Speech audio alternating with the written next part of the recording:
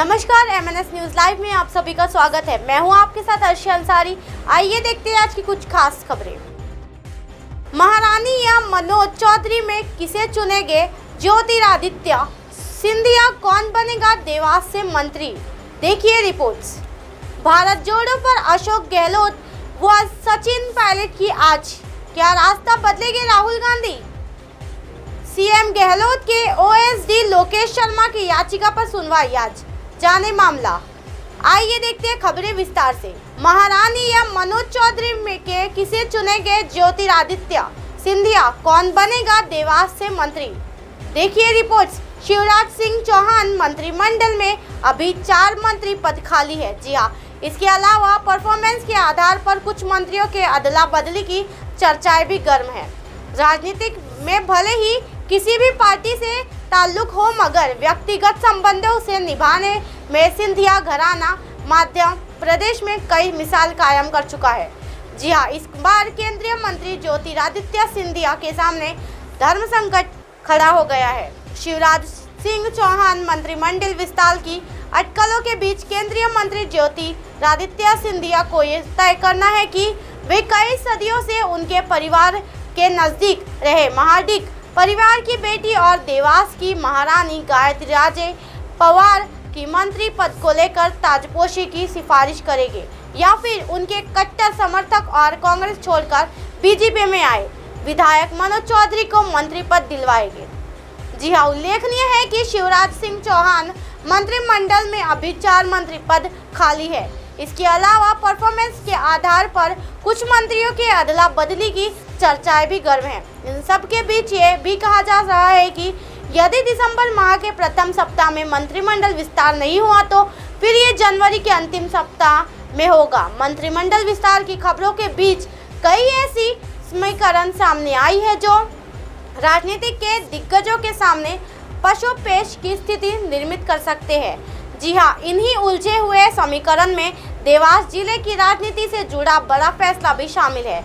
मंत्री पद को लेकर 2 प्रमुख दावेदार यहाँ भी मंत्री पद को लेकर 2 प्रमुख दावेदार हैं। इनमें कांग्रेस छोड़कर केंद्रीय मंत्री ज्योतिरादित्य सिंधिया के एक इशारे पर विधायक पद त्याग कर उपचुनाव लड़ने वाले उनके कट्टर समर्थक मनोज चौधरी है। जी हाँ, मनोज चौधरी युवा होने के साथ साथ जुझारू भी है। वे देवास जिले के ग्रामीण राजनीति में काफी सक्रिय है। यदि देवास जिले के ग्रामीण इलाके की बात की जाए तो यहाँ से बीजेपी ने दीपक जोशी को पूर्व में मंत्री बनाया था। इसके बाद ग्रामीण इलाके से बीजेपी के प्रतिनिधित्व करने वाले को कोई भी विधायक मंत्री नहीं बन पाए। मनोज चौधरी को मंत्री बनाकर बीजेपी ग्रामीण इलाके में अपना वर्चस्व कायम करने की कोशिश कर सकती है।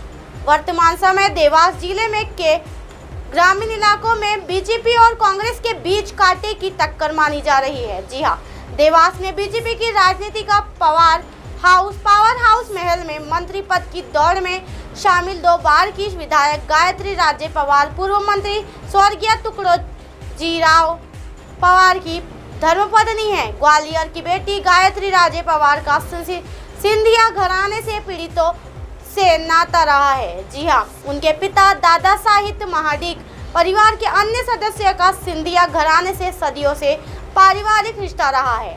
इसके अलावा स्वर्गीय तुकोजी राव पवार की मुख्यमंत्री शिवराज सिंह चौहान से भी वर्षों पुरानी दोस्ती रही है। इसके अतिरिक्त ये भी कहा जाता है कि देवास जिले की बीजेपी की राजनीति का पावर हाउस देवास के महल से संचालित होता है। जी हाँ, पवार राजघराने के आगे कभी कोई स्थानीय नेता और राजप्रतिनिधि अपने मर्जी नहीं चलाते हैं।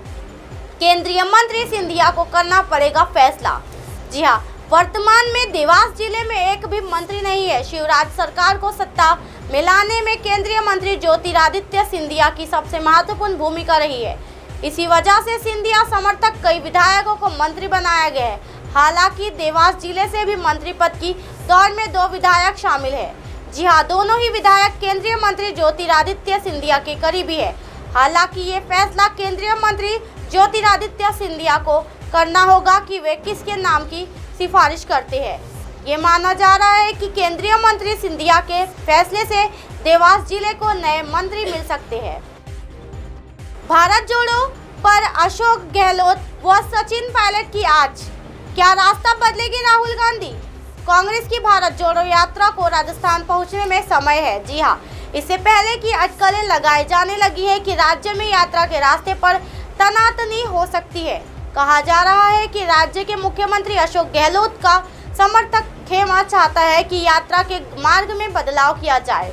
फिलहाल पूर्व राष्ट्रीय अध्यक्ष राहुल गांधी की अगुवाई में निकले यात्री महाराष्ट्र पड़ाव पर है। जी हां, राजस्थान में भारत जोड़ो यात्रा कोटा, दौसा, अलवर के जरिए रास्ता तय करेगी।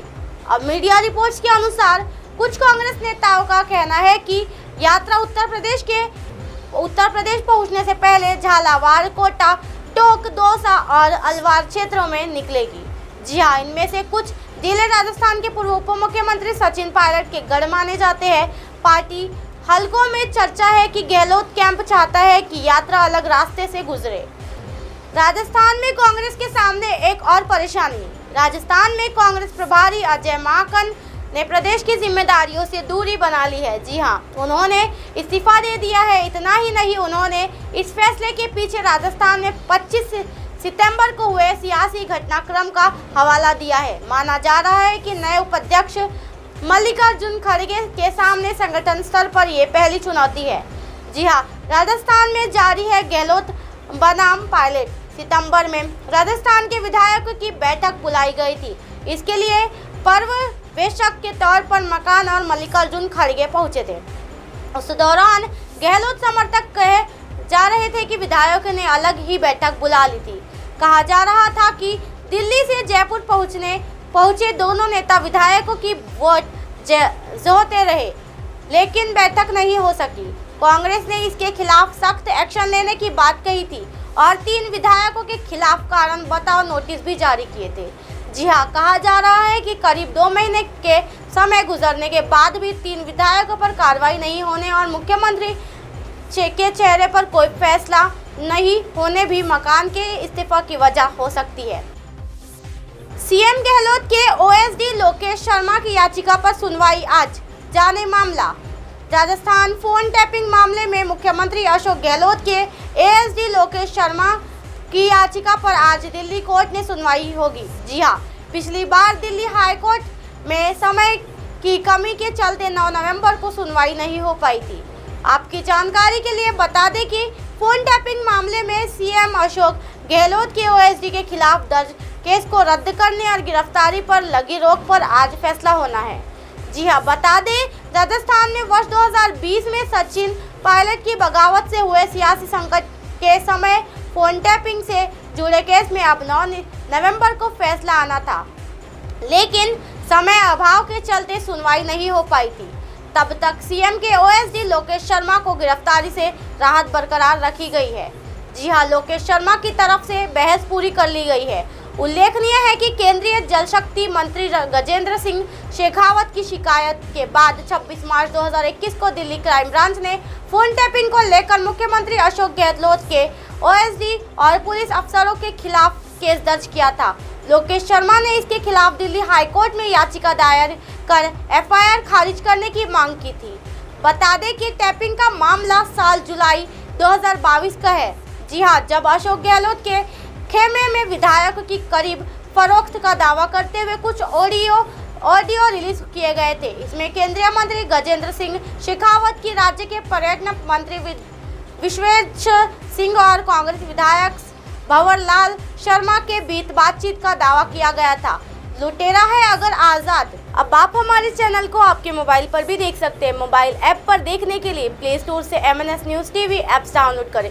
इंस्टा, लिंक, ट्विटर, हाईकुक, फेसबुक और कई सोशल मीडिया के प्लेटफॉर्म पर हमारा चैनल उपलब्ध है। आप इसे यूट्यूब पर भी देख सकते हो। आप हमारे चैनल को लाइव भी देख सकते हो www.mnsnews.com पर। फिलहाल वक्त तो चला दर्शकों ब्रेक का। ब्रेक से लौटने के बाद देखिएगा ऐसे ही कुछ खास दिल को दहला देने वाली खबरें। नमस्कार।